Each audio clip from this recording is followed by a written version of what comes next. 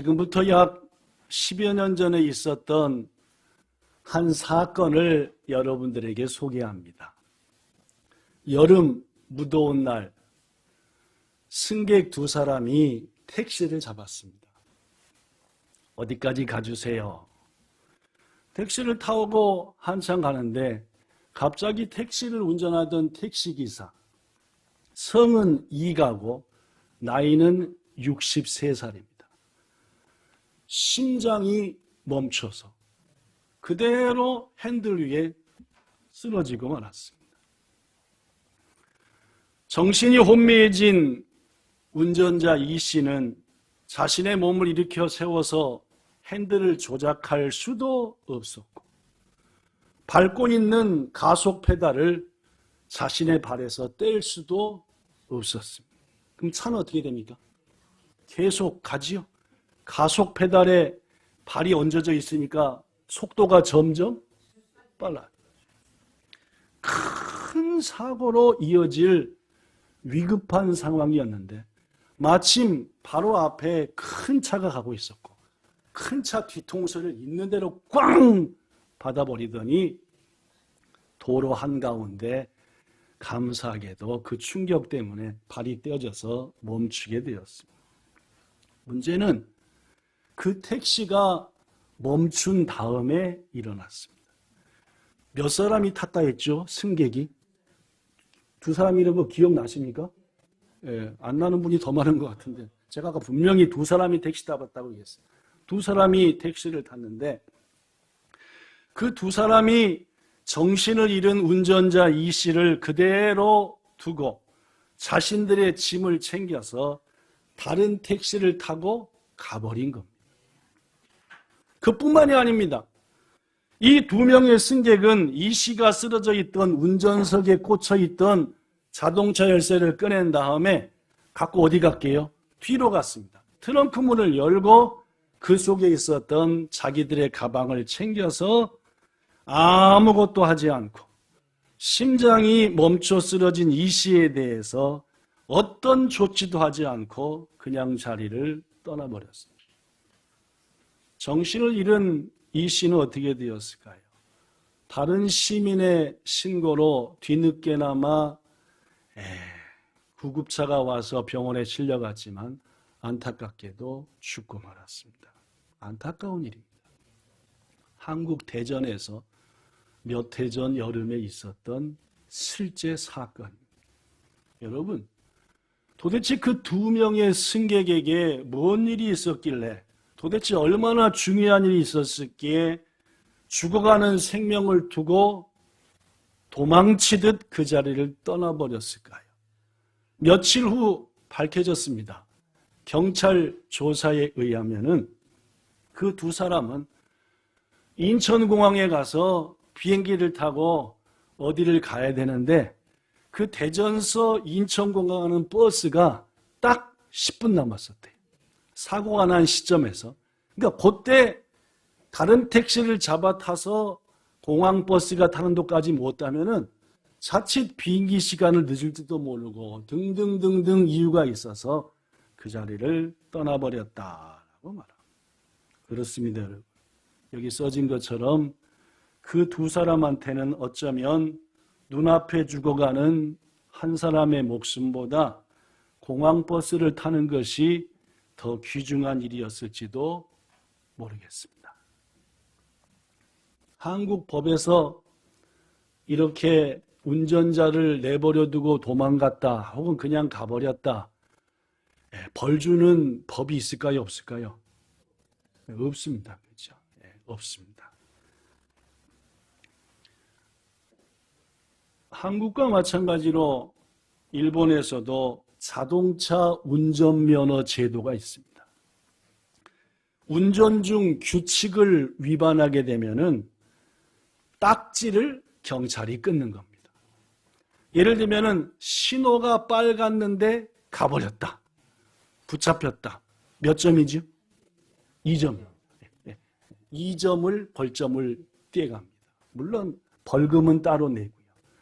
몇 점이 되면은 면허가 중지될까요? 네, 6점이요. 6점을 받으면 잠깐 운전하지 마세요 하고 교육받고 이렇게 해야 됩니다. 제가 신호 위반한 게 몇 점이라고 그랬죠? 일본 면허제도에서 35점짜리 벌점이 있습니다. 제가 아까 신호 위반이 몇 점인데? 2점인데 35점짜리 벌점이 있어요. 즉각 면허 취소 중지가 되는 겁니다. 3가지였는데 1가지가 늘었습니다. 첫째, 거기 안 써졌습니다. 절 보셔야 됩니다.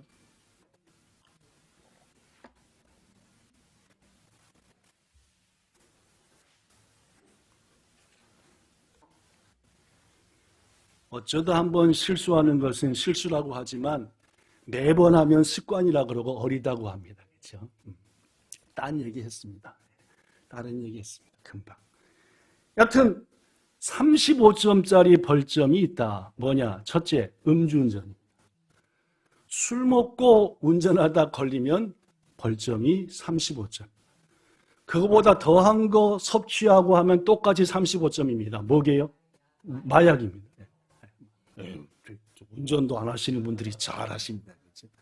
세 번째, 사고를 내서 누가 쓰러졌는데 내버려 두고 가버리면은 벌금 30원. 이른바 일본 말로는 히키니게. 한국말로는 뭐라 그럽니까? 뺑소니. 이것도 35점. 몇 년 전에 35점짜리 한 개 더 생겼습니다. 고속도로 같은 데서 자꾸 앞에 섰다, 옆에서 빡치기 했다, 뒤로 왔다 하는 거 뭐라 그러죠? 그것도 똑같이 35점. 물론 잘하시고 아우리 운転도 하십니다. 그죠? 운전도 안 하시는 분이 아시는 건 다 아시다.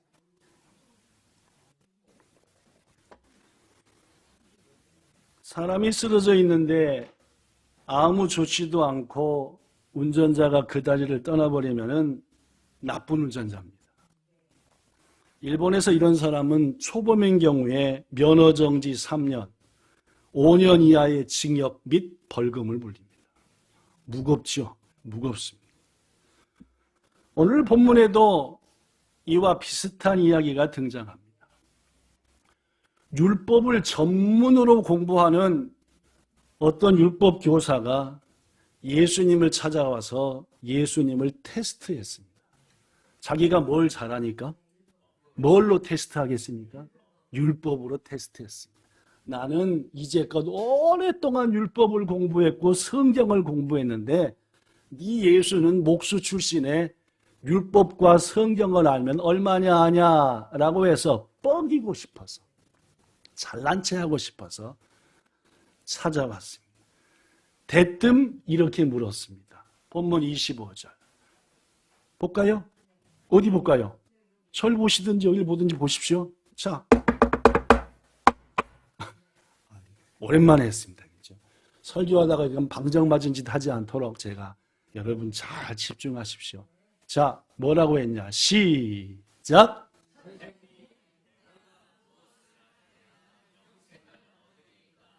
율법 교사니까 영생을 어디서 찾은 겁니까? 율법에서 찾았어요. 율법.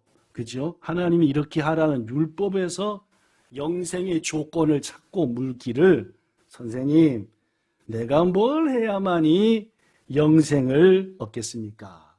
그렇습니다. 이 율법 교사는 율법만 지키면 구원, 율법을 지키면 영생, 천국 얻을 수 있다는 매우 잘못된 생각을 가진 사람이었죠. 묻습니다. 율법으로 구원받나요? 성경은 분명히 말합니다. 그죠? 율법으로는 절대로 구원도 율법을 지켜서 구원받겠다. 예수님의 십자가 은혜를 무시하는 자입니다. 예수님의 보혈의 능력을 무시하는 자입니다. 난 그거 없어도 율법대로 살아서 지켜 구원받는다. 유대인들, 예수를 죽인 자들이 생각하는 잘못된 생각입니다. 성경은 말하지요. 갈라디아서 3장 11절 11절 시작. 하나님 앞에서 아무도 율법으로 말미암아 의롭게 되지 못할 것이 뭐하다? 분명하다라고 말합니다. 갈라디아서 5장 4절도 말하지요. 읽어볼까요? 천천히 시작. 율법 안에서 의롭다 함을 얻으려 하는 너희는 그리스도에게서 끊어지고 은혜에서 떨어진 자로다. 그렇습니다. 율법으로는 절대 율법을 지켰다. 고로 내가 구원받는다. 누구한테서 떨어진 자라고요? 예수하고는 붙어있는 자가 아니다라고 분명하게 말합니다. 우리는 오직 율법의 행위가 아니라 예수님이 날 위해 모든 죄를 짊어지고 죽었다는 그 믿음으로 구원받는 줄로 압니다. 갈라디아서 2장 6절 사람이 의롭게 되는 것, 율법의 행위를 통해서 되는 게 아니라 오직 예수 그리스도를 뭐는 믿음으로 말미암는 줄을 알기 때문에 우리가 누굴 믿는다? 예수. 그렇습니다. 여러분과 저가 예수를 믿고 그분을 사랑하고 오늘 귀한 날 준비하여 나와 예배하는 이유는 하나님 은혜 안에서 그분을 통해 주신 구원과 영생을 얻기 위함이다. 그런데 그렇다면 목사님, 율법은 아무짝에 필요 없는 쓸데없는 겁니까? 하나님은 쓸데없는 걸 주시지는 않습니다. 그렇죠? 율법을 주신 몇 가지 이유가 있습니까? 두 가지 이유가 있습니다. 첫째, 읽어볼까요? 첫째, 율법은 시작. 율법은 우리의 죄를 거울하고 똑같아요. 율법은요. 여기에 밥풀떼기 하나 묻었어요. 알아요? 몰라요? 저처럼 둔한 사람은 10개부터도 모릅니다. 민감한 사람은 여기가 좀 땡기네. 보니까 밥풀떼기 있었네. 아는 얘기죠. 뭘 보면은 압니까? 물론 거울을 보면 아유 내 얼굴에 고춧가루가 꼈고 밥풀떼기 묻었냐고 띄잖아요. 그죠? 마찬가지입니다. 율법은 내가 죄인인 걸 알게 합니다. 무슨 말씀을 하시겠죠? 성경에 살인하지 말라라고 써졌기 때문에 살인하는 게 뭔지 알아요? 여러분, 법에 규정되지 않은 것을 하는 것은 세상법으로 뭐가 아닙니까? 죄가 아닙니다. 뭔 말씀인지 아시겠어요? 법에 빨간 신호대 가면은 위반, 댄스, 마이너스 니땡, 빡팅, 사태 이렇게 정해진 거예요. 그러니까 법에 정해졌으니까 제가 뭐 한 거예요? 만약에 빨간 죄인인 거예요. 그거 안 지켰으니까. 마찬가지입니다. 율법, 하나님이 율법을 준 것은 뭐 하면 오케이, 뭐 하면 안 돼, 뭐는 꼭 해야 돼 라고 정해놓은 거예요. 그죠? 그 정해놓은 거에 날 비추는 거예요. 그러니까 뭘 알아요? 이것도 못 지켰네. 이것도 못 지켰네. 뭐인 걸 깨닫게 돼요? 그렇습니다, 여러분. 죄인인 걸 깨달아야 십자가를 의지합니다. 그러니까 여러분과 저는 율법을 읽고 배우고 알아야 되겠어요? 모르게 돼야 되겠어요? 그래야 뭔지를 아니까? 물론입니다. 성경을 읽을수록 낮아집니다. 아하, 죄인이네. 아하, 뻣뻣하고 교만하고 엄청 신앙적으로 에라이한 티내는 사람은 딱 아는 거예요. 1년 내내 성경 한 절도 안 읽는구나. 딱 답 나오는 얘기죠. 뭔 말씀인지 아시겠죠? 율법의 첫 번째 역할은 내가 죄인임을 알게 한다. 율법의 두 번째 역할, 시작. 우리를 그리스도께로 율법을 알고 성경을 많이 알수록 죄인 중에서도 상죄인이네. 라는 걸 깨달아요. 그죠? 내가 죄인 중에서도 진짜 못됐네. 깨달치니까 이 죄에서 어떻게 알고 한 우리에게 성경은 뭘 제시하냐면은 예수님의 은혜의 자리 앞에 나아가라. 그러면 네 모든 죄를 뭐 한다? 용서. 이게 율법이 하는 두 번째 역할입니다. 죄를 깨닫게 하고 그 율법을 공부할수록 이게 짐승을 쳐잡아 죽이는 이 모든 피는 전부 다 실은 예수의 피를 얘기하는 거구나. 깨우치고 점점 예수님의 은혜의 보혈의 보좌 앞에 나가게 하는. 즉 율법의 첫째 역할은 둘째 역할은 주님밖에 없습니다. 아시겠죠? 그런데 예수님을 찾아온 율법 교사는 율법을 지킴으로 해결된다고 생각했으니까 교사는 교사인데 영 틀린 교사, 잘못 알고 있는 교사였다. 예수님이 이쯤 되면은 이런 하고 엄하게 하실 말씀도 엄하게 말씀을 하실 만도 한데 자비하게 말씀하셨습니다. 뭐라고 말씀하셨냐? 그 사람의 수준에 맞춰서 본문 26절 읽어볼까요? 본문 26절 시작. 율법에 무엇이라 기록되었으며 네가 어떻게 읽느냐라고. 그래, 네가 율법을 많이 아는 것 같구나. 그렇다면은 영생을 얻는 길, 그게 율법에는 뭐라고 썼느냐라고 물어봤어요. 그랬더니 이 사람이 대답합니다. 본문 27절 시작. 내 마음을 다 목숨을 다하며 힘을 다하며 뜻을 다하여 주 너희 하나님을. 율법은 첫 번째 누굴 사랑하라고 합니다. 그게 뭔 길이다? 이 사람 말로는 영생의 길이다. 두 번째 시작. 또한 네 이웃을 네 자신같이 사랑하라 하였나이다 라고. 자기 자신처럼 이웃을 사랑하라. 즉 이 율법 교사는 두 가지를 대답한 겁니다. 율법에서는 뭐가 영생의 길이라고 말하느냐라는 예수님의 질문에 대해서 하나님을 사랑하고요, 이웃을 내 몸처럼 내 자신처럼 사랑하라. 답이 좀 괜찮은 것 같아요. 틀려 먹었어요. 그렇습니다. 하나님께서 바울을 통해 말씀하기를 로마서 13장 10절에 사랑은 율법의 완성이니라. 즉 모든 율법을, 성경에 기록된 모든 율법을 하고 미끄스 하면 두 가지가 나와요. 하나님을 사랑해라, 이웃을 사랑해라. 몇 가지가 나온다고요? 두 가지가. 그것도 하면 한 가지가 딱 나와요. 두 글자는 뭐예요? 물론입니다. 그런 거예요.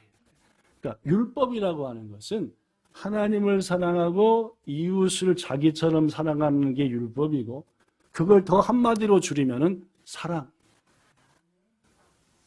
즉 하나님께서 성경을 통해 우리에게 말씀하는 것은 사랑하는 자가 되라. 왜? 사랑을 받았으니까. 하나님께 그리스도의 보혈로 너희도 사랑하라. 그리스도인들은 뭐 해야 됩니까? 사랑해야 됩니다. 우리는 은혜 가운데 그 사랑을 힘입고 사랑 때문에 사니까 이 답을 한 율법 교사는 잘했습니다. 이 대목에서. 그래서 예수님께서 본문 28절 시작. 네 대답이 옳도다. 여기까지는 좋습니다. 그 다음부터가 중요하죠. 시작. 이를 행하라. 그러면 뭐하리라?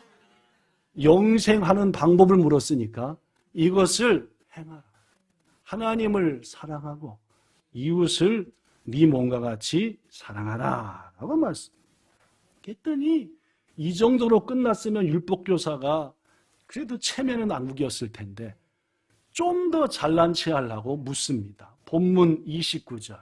그렇다면 예수님, 누가 내 이웃입니까? 라고 물었어요. 뭔 말씀 나겠죠? 하나님은 합길이 해요. 하나님은 사랑하고 있다는 자기는, 그죠? 근데 이웃이 어디까지가 경계인지, 저 못돼 먹은 사마리아인들, 저 죄인들은 내 이웃일 수가 없는 거야, 그렇죠? 나와 수준이 맞는 이런 사람만이. 그래서 이 사람이 무슨, 누가 내 이웃입니까? 그때 예수님께서 하신 유명한 비유가 오늘 본문의 내용입니다. 그렇죠? 자, 오늘 본문의 내용 설명하겠습니다. 어디 갔습니까?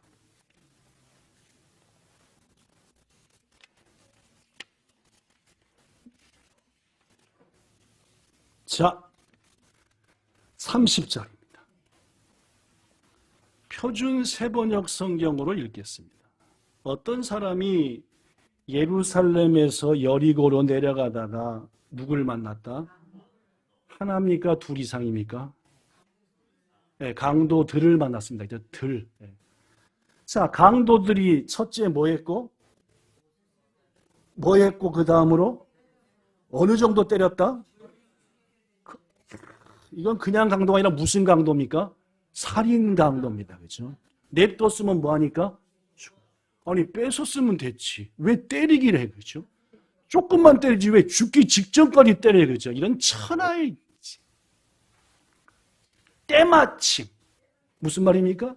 네. 누가 지나갔습니까? 제사장. 요새로 말하면 누굽니까? 목사입니다. 그죠? 목사. 가 지나갔어요. 그런데 그 사람을 보고 어떻게 했다? 하하! 일본어 성에 보니까 카레오 미루토 한따이가오 도리 스기 때 있다. 내가 이 길로 간 게 아니, 이 길이었지, 원래 이 길. 원래 난 못 본 거야. 나 원래 이 길로 간 거였지. 하고 딱 반대 길로 간 겁니다. 뭔 말씀 하시겠죠? 그 다음 본문 32절 시작. 이와 같이 레위 사람도 그곳에 이르러서 그 사람을 보고 우리말로는 피하여지만 똑같아. 그죠? 한따이가오 도리 쓰기 때.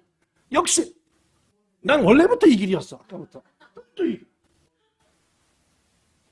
33절 시작. 그러나 어떤 사람이 사마리아는 그 길을 가다가 그 사람이 있는 곳에 이르러 그를 보고 측은한 마음이 들어서 34절 가까이 가서 그 상처에 올리브 기름과 포도주를 붓고 싸맨 다음에 계속 자기 짐승에 태워서 여관으로 데려가 가서 돌보아 주었다. 35절도 다음 날 그는 2데나리온을 꺼내어서 여관 주인에게 주고 말하기를 이 사람을 돌보아 주십시오. 비용이 더 들면 내가 돌아오는 길에 갚겠습니다. 딱 예수님이 하신 비유입니다. 그 다음에 말씀합니다. 율법 교사야. 너 조금 아까 나한테 누가 내 이웃입니까? 라고 물었는데 너는 이 세 사람 가운데서 누가 강도 맞는 사람의 이웃이 되어주었냐고 생각하느냐? 이 셋 중에 누가 강도 만나 다 죽어가는 사람의 이웃이 되어주었냐? 묻습니다. 누가 이웃이 되어주었습니까? 사마리아.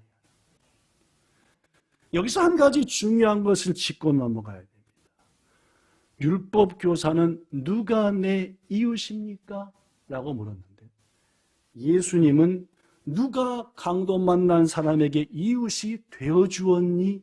라고 말합니다. 뭐 말씀 좀 틀린 거 아시겠습니까? 그렇습니다. 예수님은 우리의 관심을 누가 내 이웃인가에서 나는 누구의 이웃이 되어져야 하는가로 바꿨다. 뭔 말씀 아시겠죠? 자, 우리의 이웃은 누굽니까 그러면? 우리는 누구의 이웃이 되어줘야 되는 겁니까? 우리 이치노에 사는 사람들? 이치노에 사는 사람들만 이웃입니까? 저 가나가 학계는? 지금 전쟁하는 우크라이나에 온 세상에 흩어져 있는 하나님의 은혜 안에 있는 모든 자들, 은혜를 받아야 될 모든 자들이 우리의 이웃입니다. 뭔 말씀인지 아시겠습니까? 내 눈앞에 있는 가족만, 내가 알고 있는 이웃만, 그래도 인간답게 사는 저것들만 이웃이고 저것들은 인간이 아니니까 뭐도 아니야? 이웃도 아니야가 아니라 그 말이에요. 예수님께서는 분명 말합니다. 마태복음 25장 40절 내가 진실로 너에게 이르노니 너희가 여기 내 형제 중 지극히 작은 자 하나에게 한 것이 내게. 고로 아까 심장이 멈춰 죽어가는 택시 기사를 버리고 간 두 사람은 그가 택시기사예요, 이웃이에요?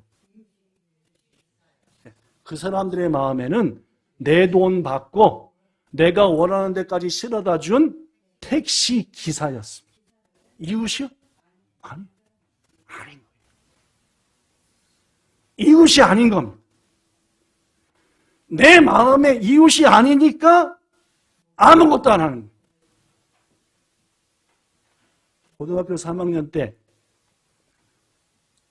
서울에서 학교까지 가려면은 40분쯤 걸렸습니다. 버스를 타고 이렇게 해서. 새벽에 해가 뜰랑말랑할 때 고3이니까 일찍 가서 공부해야 되니까 딱 하는데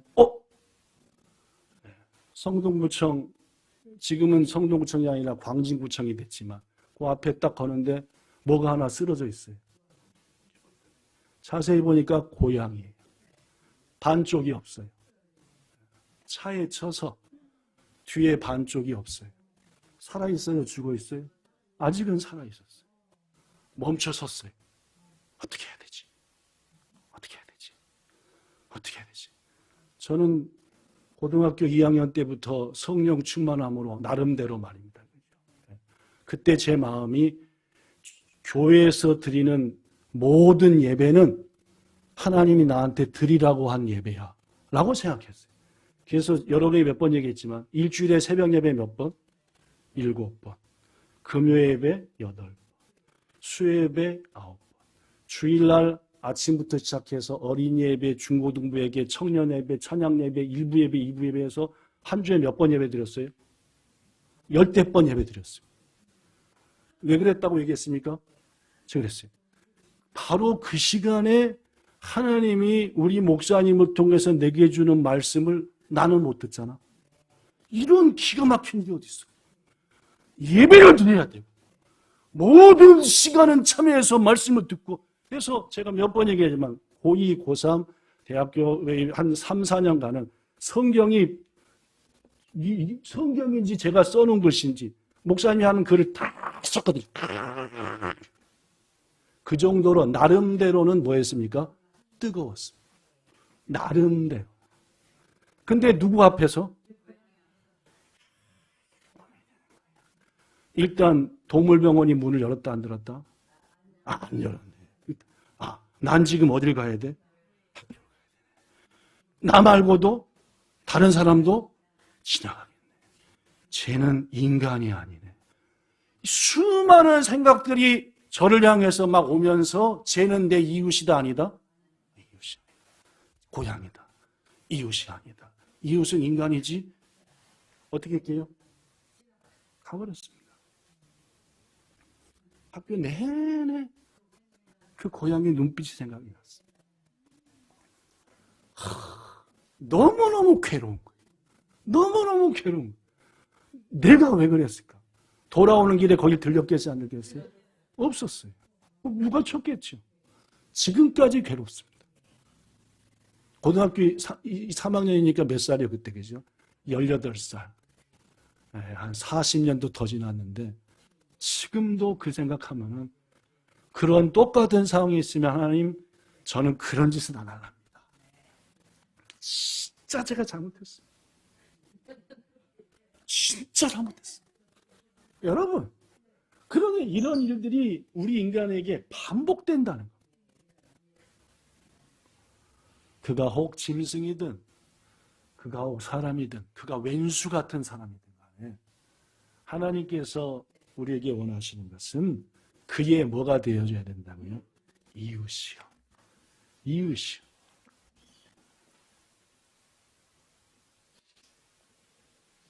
오늘 본문의 사마리아인은 알다시피 당시 유대인들이 개, 돼지 취급을 했어요. 그렇죠? 사마리아인들 보면은 침을 뱉고 네가 가만히 사마리아인 주제 어디 유대인의 앞을 이 사람은 예루살렘에서 여리고 가니까 무조건 유대인입니다. 강도 만난 자는. 이 사람은 뭡니까? 사마리아인이죠. 자기를 천대하고 잘됐다. 지나갈 만도 합니다. 그러나 그는 멈췄습니다. 자기가 할 수 있는 모든 일을 다 했어요. 여러분, 이 사마리아 사람은 도대체 무슨 이유로 강도 만난 이 사람을 이토록 지극히 정성껏 돌볼 수 있는, 이 사람의 선행의 원동력은 뭐냐? 성경은 분명하게 말합니다. 본문 33절 읽어볼까요? 본문 33절, 사마리아인의 선행의 원동력, 시작. 그를 보고 불쌍. 하나님이 주신 마음, 불쌍히 여기는, 긍휼히 여기는 마음. 영어 성경 킹 제임스 버전은 이 대목을 컴패션이라고 번역했다라고 여러분에게 몇 번 얘기했습니다. 컴패션이 뭔지 압니까? 공감입니다. 공감. 그의 아픔을, 누구 아픔을 내겠다? 그의 지금 죽어가는 두려움을 누구의 두려움으로? 내 두려움을. 영화나 연속극을 보고도 빠뜨뜻 눈물 하나 안 생겨, 그죠? 왜 그래요? 저건 지어낸 이야기야. 드라마야. 우리를 보게 하려고 꼬시는 거야. 이런 마음으로 하면 눈물이 맺혀야 안 맺혀요? 그렇게 보지 말고 저렇게 왜 눈물이 나요? 공감하니까. 거기 나오는 주인공, 거기 나오는 기쁨을 하는 사람, 거기 나오는 슬픈 사람과 똑같은 마음을 품으니까 뭐가 나와요? 같이 또 뭐 하고, 야! 신나고 또. 일본하고 한국하고 한대화 선수가 역전 홈런을 쳐가지고 이겼던, 지금부터 40몇 년 전에 야구대회가 있었는데, 와! 그 야구를 보면서 그때 딱 보니까, 뭐 아프길래 보니까 그 볼펜과 볼펜 사이에 동그란 거, 비싼 볼펜, 그게 빡 꽂혀 있더라고요. 그래서, 오이! 참 무식한 사람입니다, 제가. 왜 그래요? 나는 한대화도 아닌데 뭐요? 네가 쳤다는 거지. 지금 내가 쳤다는 느낌으로. 이걸 뭐래? 공감. 예수님이 주신 마음이죠. 사랑하는 여러분, 어떤 일을 볼 때에 마음에 너무너무 짠하다. 어떻게 해요? 그렇죠. 어떤 어려움이 와도 불꽃 같은 눈으로 아내가, 신랑이 또 하더라도 난 몰라. 난 이미 뭐 했어? 공감했어. 하고 뭐 하는 거예요? 도와주는 거죠. 내가 어떤 일을 당해도 하나님이 내게 그런 마음 주시니까 이건 주님 주신 마음이다. 이게 누구한테 있었다고요? 선한 사마리아한테. 그리고 누가 가져야 될? 여러분과 저가 가져야 될 마음인 줄 믿습니다. 여러분, 그 마음을 짓눌러 버리지 마십시오. 그 마음을 소멸시켜버리지 마시고, 이 예배 끝나는 순간부터 여러분과 저에게 하나님께서는 공감의 마음을 주실 것이고, 그 공감의 마음으로 아내를, 남편을, 구역 식구들을, 성도를 바라봐요. 토끼 같은 운동. 또 졸지. 그래, 네가 언제 철들어서 하지 말고, 어려운 한글말 들으려니까 얼마나 힘들고 뭐라고 격렬하고, 이런 공감의 마음을 마음에 새기고, 이건 누가 주신 마음이다? 하나님 주신 마음. 말씀을 마칩니다. 사랑하는 여러분, 세상에 참 많은 교회가 있고 성도가 있습니다. 교회나 성도나 다 특성이 있고 성격이 있는데, 저는 여러분과 저 우리 본향교회 모든 성도들이 주님 주신 공감의 마음에 기쁨으로 반응하는 성도 되기를 축복합니다. 뭘 손해보더라도, 뭘 잃어버린다 하더라도, 내 계획이 다 틀어져 버린다 하더라도 하나님이 내게 보내신 저 사람을 내가 지금 섬겨야 돼. 내가 지금 그를 안아야 되고, 내가 그를 향해 손을 뻗쳐야 된다. 우리가 머무는 모든 곳을 공감과 사랑으로 채워가는 여러분과 저가 되기를 축복합니다. 예수님이 마지막으로 율법 교사한테 말합니다. 뭐라고 말씀했을까요? 이렇게 말씀했습니다. 이렇게요. 본문 37절. 겟주론의 말씀 이거 아닙니다. 그죠? 이렇게 말씀했습니다. 시작. 가서 너도 이와 같이 하라. 기도하겠습니다. 좋으신 하나님, 이 세상에 우리의 이웃이 될 사람들이 얼마나 많은지 주님은 그들을 우리 눈앞에 보이시고 느끼게 하십니다. 저 이와떼견에서는 불이 나서 벌써 며칠째 수많은 집들, 사람들을 어렵게 하고 곤고하게 합니다. 그걸 바라보면서 안타까워서 내가 저들을 위해 뭔가 할 수 있을까? 이게 바로 공감의 마음이고 선한 사마리아인의 마음이며 그는 그 마음에 순종하여 자신의 어떤 것들도 돌아보지 않고 먼저 그를 섬기는 일을 감당했고 예수님은 이 말씀하신 후에 우리에게 말합니다. 가서 너희도 이처럼 하라. 순종하여 오늘 이웃, 지금 당장부터 행하고자 하오니 흔들리지 않게 인도해 주시옵소서.